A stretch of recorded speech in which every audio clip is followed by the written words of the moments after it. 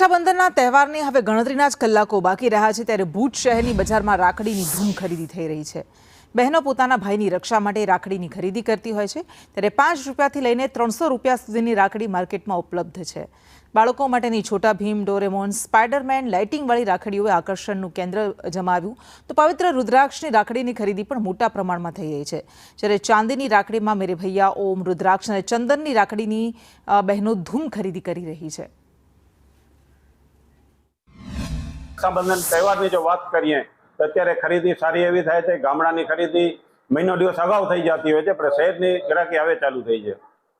કેવી વેરાયટીની જો આપણે વાત કરતા હોય તો સ્ટોનવાળી રાખડી, રુદ્રાક્ષની રાખડીની ડિમાન્ડ સારી છે ને આ વખતે ભાઈ ભાભી પહેરવાળી રાખડી, ભાભી રાખડી, છોકરાઓની અંદર આપણે જોઈએ તો બેન ટેન, છોટા ભીમ, લાઇટવાળી રાખડીઓની ડિમાન્ડ વધુ હોય છે।